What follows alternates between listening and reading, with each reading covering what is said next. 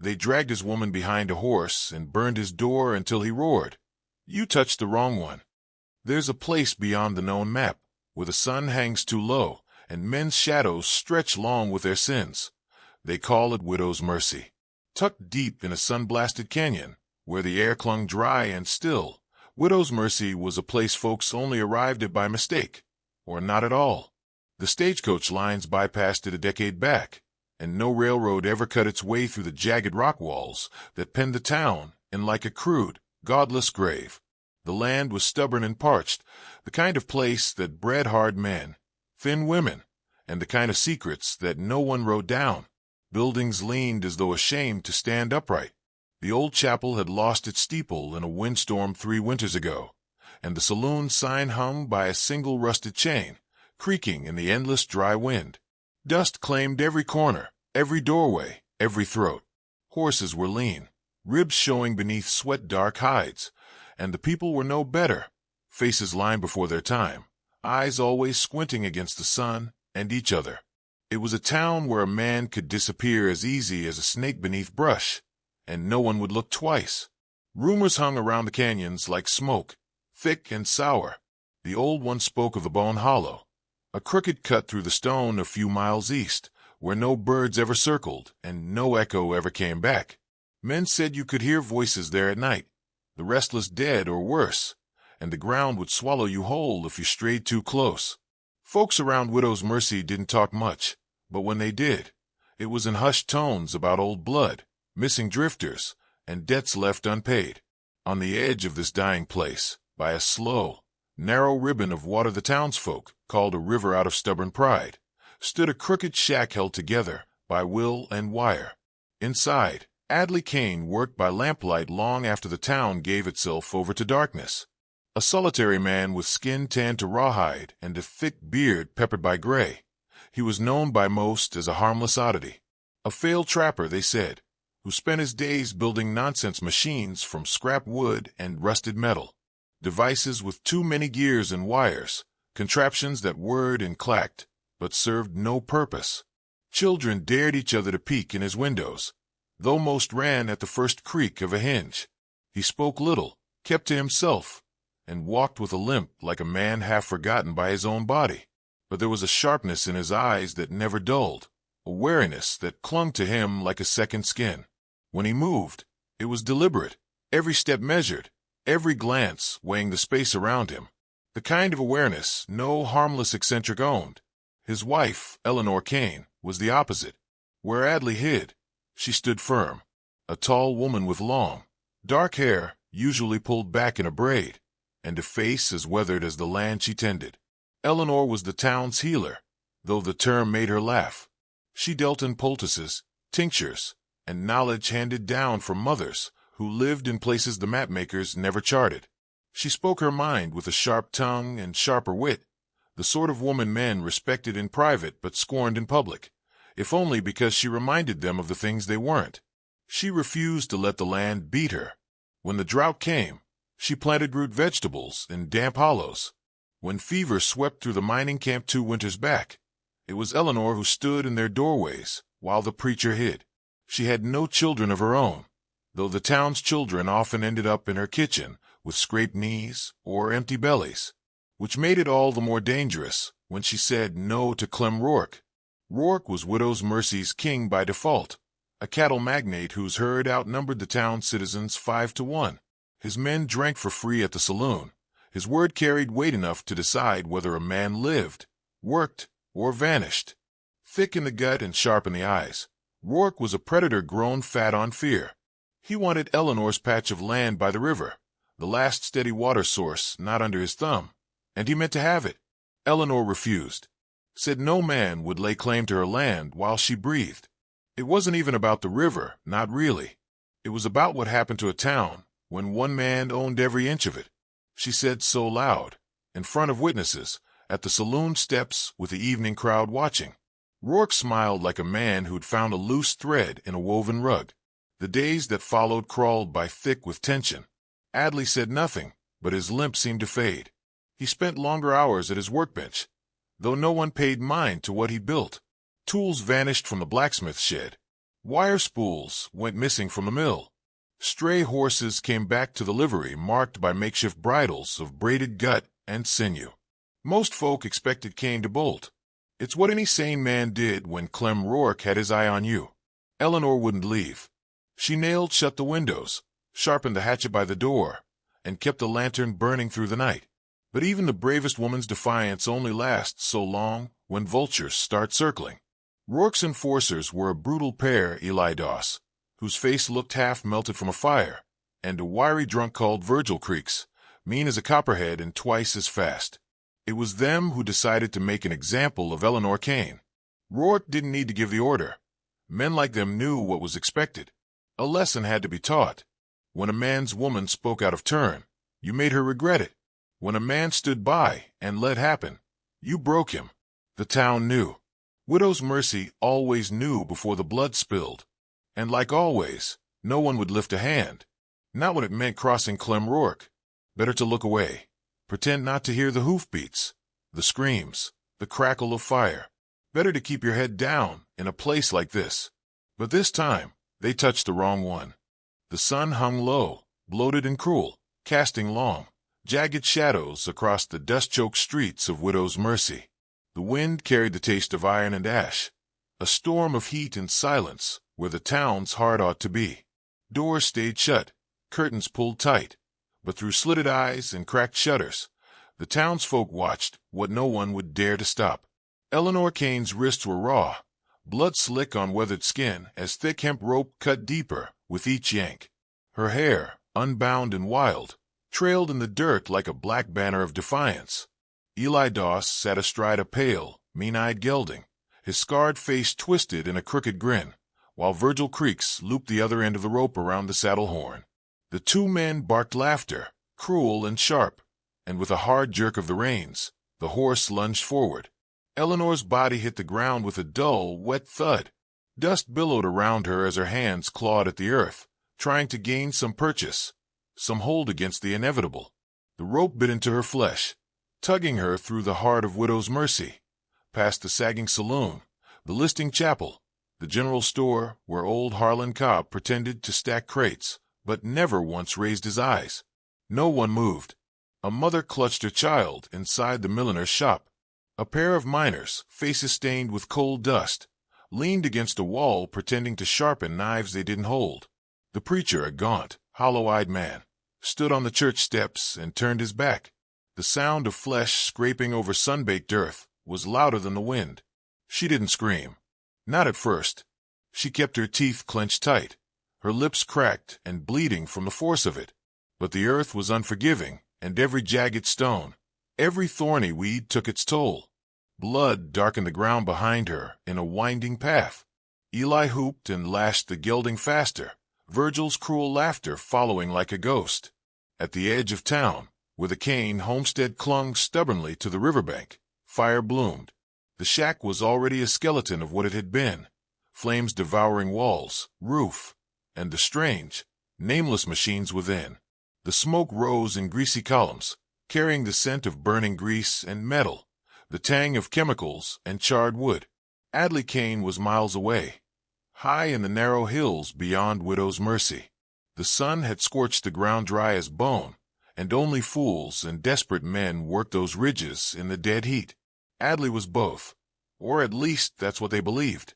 He moved through the brush like a ghost, setting old snares and deadfalls no one else knew how to build. Strange, cruel things of bent saplings, knotted cords, and sharpened bone. He felt the wind change before he saw the smoke. It came like a sick twist in his gut, an animal sense he hadn't trusted in years. When he turned toward it, his face changed. The limp faded from his stride as he moved, faster than a man with his age and burden had any right to. The hills blurred past him, every step closing the distance between him and the only thing in this cursed world that meant anything. By the time Adley reached the homestead, only cinders remained. The shack had collapsed into a heap of charred timbers and warped metal. His machines, those intricate, delicate devices of iron teeth, clockwork gears, and sinew-wrapped springs, lay melted and broken in the ash. The earth was littered with boot prints, broken glass, and a single, bloody handprint on a half-burned doorframe. And then the trail. A thin, ugly smear of blood and disturbed dust leading back toward town.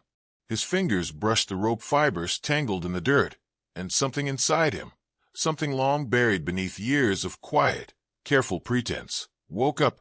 He followed the trail. Widow's Mercy hadn't changed. The buildings still leaned in defeat. The townsfolk still watched from behind cracked glass and worn curtains. But now there was a tension in the air, a thick, heavy knowledge of what they'd allowed. In the shadow of the abandoned church, the blood trail ended. Inside, the air was thick with dust and the scent of old wood. The pews were cracked, the altar half rotted. Light streamed in through a broken window, painting the room in streaks of dying gold. Eleanor lay on a makeshift cot of rough blankets, her skin a patchwork of bruises and blood, her face barely recognizable beneath the dirt and swelling. Her hair clung to her brow, and every shallow breath sounded like it might be her last. Beside her, old Widow Carver sat wringing her hands, eyes wide with grief and shame. Adley stepped inside without a word. Widow Carver flinched, as though seeing a ghost. I tried to stop them," she whispered, but the words were hollow. Adley didn't answer. He knelt beside the cot, his hand hovering just above Eleanor's cheek, afraid to touch, afraid to see how cold she'd grown. Her eyes fluttered open, blood-crusted lashes struggling. She tried to speak, but only a ragged wheeze escaped. Adley took her hand, careful, as though it might crumble. And then, for the first time since he'd returned to this place, he spoke. "They touched the wrong one." His voice was rough stone, weathered and thick with things unsaid, but it held the weight of a reckoning. Widow Carver crossed herself and stumbled from the room. Adley stood and crossed to the corner of the church, where a bundle of old belongings sat covered in dust. His hands unwrapped the oilcloth, revealing things the town had long forgotten. A knife with notches carved deep along its spine. A coil of cord, stained dark and brittle with age. A battered war coat with faded insignia, the mark of a unit no one admitted existed. And a map, a crude, stained parchment with names of places no decent man dared linger. Gray Bluffs, Red Vein Pass, Dead Horse Wash. He traced one gnarled finger to a name marked with an X. Bone Hollow, a place spoken of in hushed tones, where men vanished and even wolves wouldn't linger. Adley shouldered the pack and stepped into the dying light. The townsfolk saw him, watched him pass. No one spoke. No one dared. They knew. He moved toward the canyons, where the jagged rock walls cast long, leering faces in the last light of day. The mouth of Bone Hollow waited like an open grave. In the saloon, Clem Rourke raised a glass, the warm glow of oil lamps throwing monstrous shapes against the walls.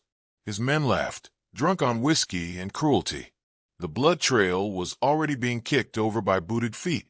"Let it be a lesson to any fool thinks his woman can stand against me," Rourke bellowed, grinning wide enough to show his stained teeth. The saloon roared in ugly approval, and not a soul noticed the shadow at the edge of the canyon mouth, watching. Not a soul heard the wind shift, carrying a promise of blood. Night came hard to Widow's Mercy, a thick, smothering dark that swallowed the town in a hush so deep it felt like the land itself held its breath. The air turned sharp and cold, unnatural for the season, carrying with it a scent of damp earth and old blood. The wind twisted through the narrow streets, brushing dust against warped doors, rattling loose window shutters, and making the horses restless in their stalls. Somewhere beyond the canyon walls, wolves howled, not the thin, lonesome cries of distant beasts, but low, guttural sounds close enough to bleed through the floorboards of every home. At the edge of Bone Hollow, a figure stepped from the blackness. The firelight from the distant town barely touched him, but what little glinted off the rough iron and oiled leather he carried was enough to make the shadows seem thicker around him. Adley Cain was no longer the half-lame recluse Widow's Mercy knew. His frame moved like a man unburdened, every limp and hesitation stripped away. Across his back was slung a long rifle of ancient make, modified with crude ironwork and a lever catch so strange it looked like it was forged in a fever dream. Around his waist hung pistols with hand-carved grips, etched notches along their barrels. Strapped to his chest and arms were lengths of coiled wire, tiny spring traps, and bone-handled knives with hooks along their backsides. At his hip, a bundle of steel claws bound together with sinew and trigger strings, some dark contraption designed for a single, bloody purpose. And in his eyes, a coldness that turned marrow brittle. The town felt him before they saw him. Lamps guttered low in windows. Dogs cowered beneath porches. A nervous murmur rippled through the streets, though no one yet spoke aloud of what they sensed. Eli Doss and Virgil Creeks had been drinking heavy since the evening fell, laughing over cheap whiskey and retelling their cruel deeds like men proud of poison. But by the time the third bottle was drained, the streets had gone too quiet and the air too sharp. It began with Virgil. The wiry drunk stumbled out the back of the saloon to relieve himself against the post behind the stables. The wind stirred the dust, and in the corner of his eye, something moved. Not a shape so much as a presence, a wrongness in the dark. Before Virgil could turn, a wire loop snapped tight around his neck, yanked upward by a rigged counterweight. His legs kicked, boots scraping the dirt in a frantic dance, as a single clawed hook slipped into the flesh beneath his chin. A crude, gleaming sigil had been carved into the hook, a crude eye over a pair of crossed branches. By the time the others found him, he was nothing more than a husk swinging gently in the wind. Eli Doss was next, staggering from the saloon with a belly full of stolen drink. He made it barely 10 paces before a weighted net of barbed wire dropped from the overhang above, pinning him to the ground. He let out a roar of fury that turned to a wet gargle when a narrow, wicked spike plunged into his throat, driven by a spring-loaded mechanism rigged inside a discarded whiskey crate. By morning, someone would find his body arranged in the middle of the street, a crude circle of bones surrounding him, with another symbol scorched into the flesh of his chest. The town began to crack.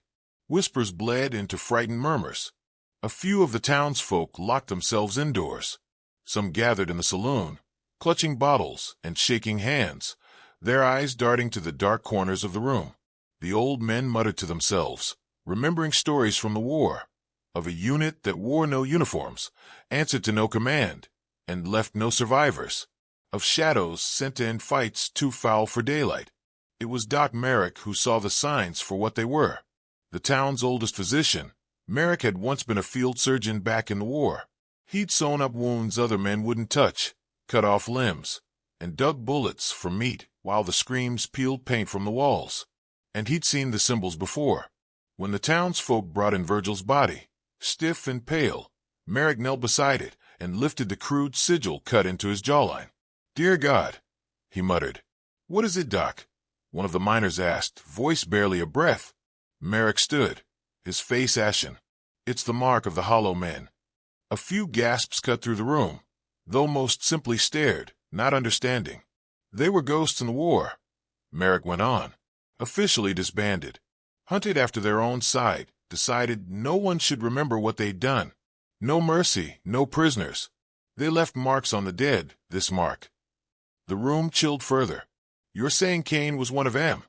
someone managed. Merrick didn't answer with words, only nodded, the kind of nod a man makes when the storm's already at the door. While Widow's mercy trembled, Eleanor clung to life within the church.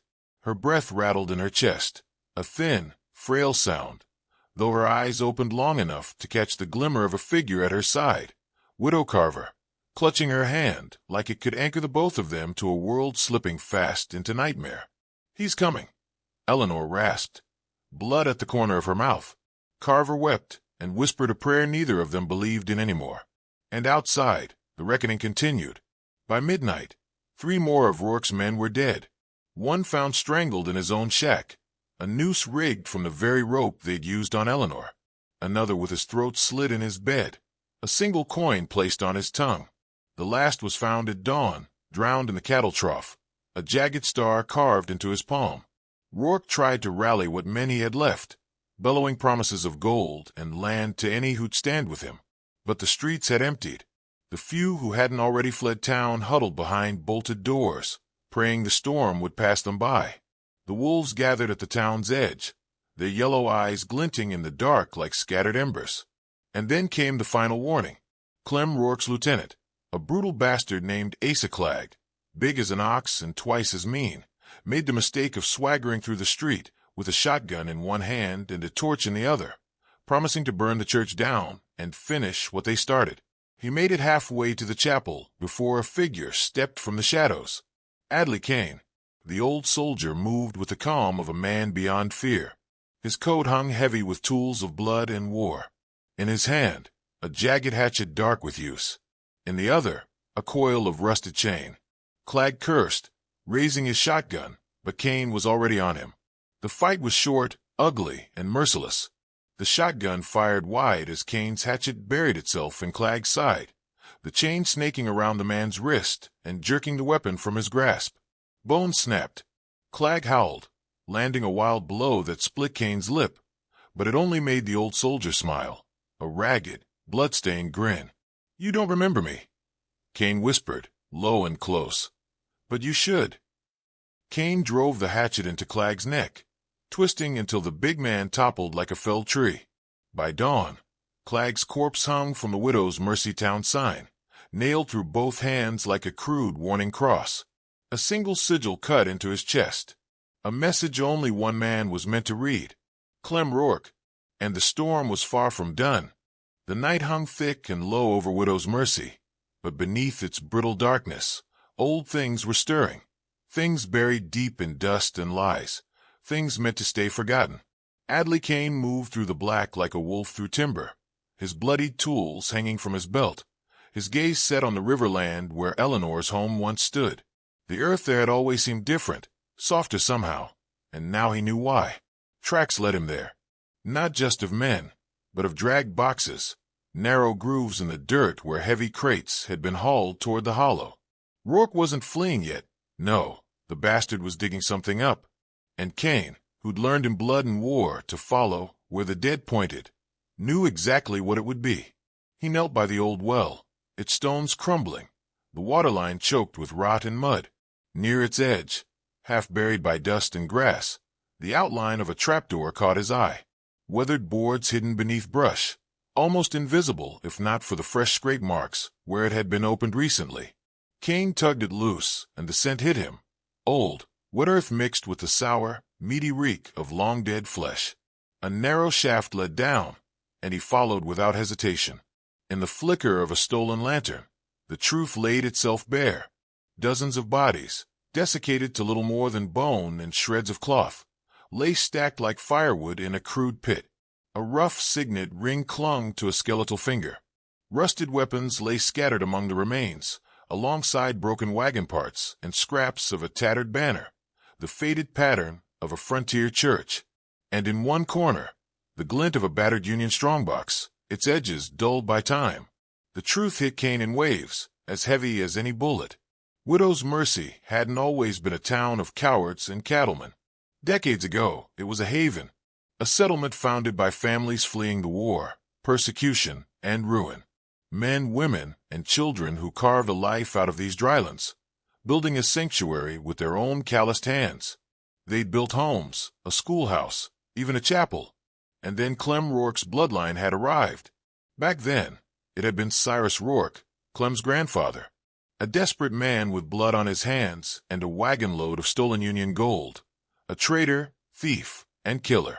He and his mercenaries had come here seeking refuge, claiming friendship, only to murder the settlers in a single brutal night. Men shot where they stood, women and children driven into the river or slaughtered where they knelt, the survivors buried beneath the land they died for, hidden under dirt and rock. The town that rose after wasn't a sanctuary, but a hiding place for thieves. Widow's Mercy built itself atop those bones, its people knowing, or at least suspecting, what lay beneath. And each time someone came too close, asked too many questions, Rourke silenced them. That's why he'd wanted Eleanor's land.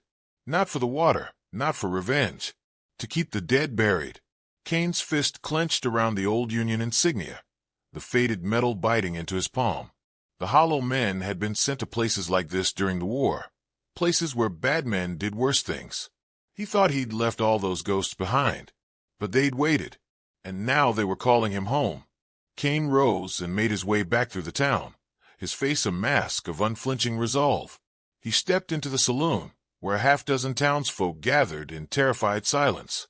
Some held rifles with trembling hands, others clung to bottles. None met his eyes. "You all knew," he rasped. No one answered. The floorboards creaked beneath his boots. "You didn't lift a hand when they dragged my wife," he went on, voice thick with contempt. "Not a word when they burned my home. And you've been lying for years about what's buried beneath that land." Old Harlan Cobb swallowed hard, his gray beard quivering. "It wasn't our doing, Cain. That was Rourke's kin. You stayed." Cain cut him off. "You built your lives over those bones. Took his coin. Let good people vanish while you look the other way." The room shrank around him, faces paling, sweat glistening on brows. They knew it too well. Knew the blood price they'd all paid, and what it bought them. "Where's Rourke?" Cain demanded. A thin, broken voice came from the corner. "He's headed for Bone Hollow, taking what's left of the gold." Without another word, Cain turned and walked out into the night, the wolves parting for him, like shadows fleeing a stronger darkness. At the church, Eleanor's fever broke. Her eyes opened, clouded but fierce, searching the dim room. Widow Carver leaned close, pressing a cool cloth to her brow. "Adley," Eleanor croaked. He's out there," Carver whispered, voice shaking. "Folks say he's killing them one by one, like some kind of spirit." Eleanor managed a weak, blood-cracked smile. "Not a spirit." Her fingers brushed the edge of the blanket. "I married a man who buried his ghosts," she murmured. "Now the dead are digging themselves out." Outside a wolf howled, and the wind carried it, long and low, down to Bone Hollow. Nightfall settled over Widow's Mercy like a closing fist. The wind turned sharp, carrying the sour stench of blood and old earth down from the canyon. Lightning forked across the sky, illuminating the jagged maw of Bone Hollow, where Clem Rourke and the last dregs of his hired men gathered, backs to the wagon piled high with stolen Union gold and long-buried bones. The air felt charged, thick with the weight of something ancient rising from the dust. The hollow wasn't just stone and earth tonight. It was awake. The storm churned overhead, low thunder growling like some old, half-starved beast. Shadows twisted with every bolt of lightning. Rourke's men fidgeted, flinched at every sound, eyes darting to the cliffs above where the wind keened like a widow's wail. Their numbers were cut down by half already, and those left knew they weren't up against any ordinary man. Clem Rourke paced in the firelight, his face gleaming with sweat, a rifle clutched tight in one hand and a jagged hunting knife in the other. He wore his grandfather's ring, the symbol of a family built on betrayal, and his grin was stretched thin as paper. "You hiding, Cain?" Rourke called into the dark. "That what your hollow men trained you for? Scaring drunks and cattle thieves? I always knew what you were. Always knew it'd be me or you." No answer. Just the wind. Then a rope snapped somewhere above. A clatter of stones. A sharp metallic click. A crude spring trap let loose. A length of chain with rusted hooks swung from a ledge, catching one of Rourke's men across the throat, yanking him back with a gurgle. Another man darted to help, and a sharpened iron spike dropped from a rigged plank, punching clean through his shoulder and pinning him to the rock face. Blood slicked the stone. The remaining men fired wild into the shadows, the muzzle flashes momentarily illuminating the jagged stones, but the canyon swallowed the sound, mocking them with echoing emptiness. Cain struck like a wraith, a figure darting between stones, his weapons an unholy mix of frontier grit and grim invention. A modified lever-action rifle fired slugs rigged with makeshift shrapnel. A wire snare tripped another man, sending him tumbling into a concealed pit lined with broken glass and nails. A thrown hatchet buried itself in the chest of a mercenary trying to bolt for higher ground. The hollow men hadn't just fought wars. They'd hunted men in dark places, places like this. Lightning cracked again. Adley Cain stepped from the shadows. His coat hung in tatters, streaked with blood and dirt. The iron-studded gauntlet on his left hand caught the flickering firelight as he raised a sawed-off shotgun. His face was set, every scar, every line etched by a lifetime of violence made plain. Rourke sneered. "Look at you. Last of the hollow men. I hunted your kind for years. Made my first real money tracking your ghost squad, selling you to the highest bidder. You think I didn't know you'd come crawling out of whatever hole you hid in when I touched your woman?"